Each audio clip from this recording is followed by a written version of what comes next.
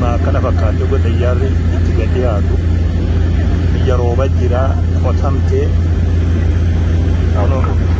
akkana bareeddi ilaala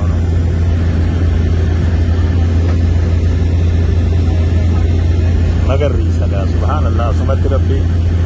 dachii adda godhee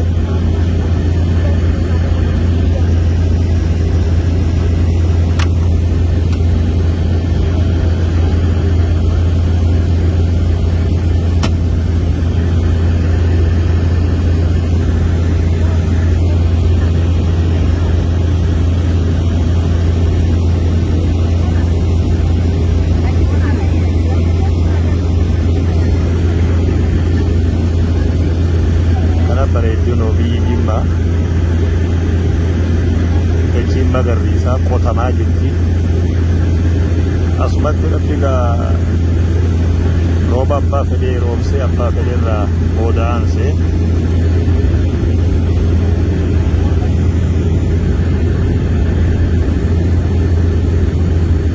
daawwadha hunoo biyya magariisa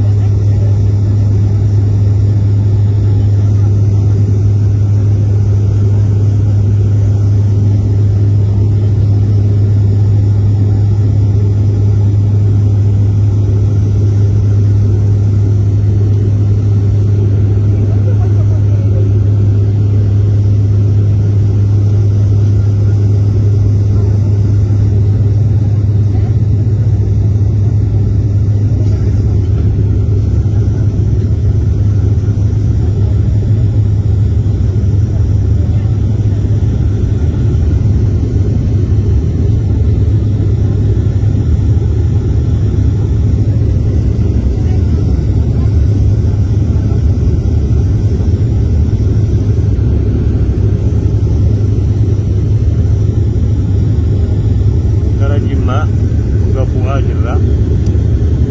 gara dirree xayyaara jimmaa bu'aa jirra kunoo gaaganti biyya kana fakkaatti ilaala magariisa namni qotee roobni guyyuma tokkollee waan dhabame fakkaatu karaa keenya sana ammoo roobni waan akka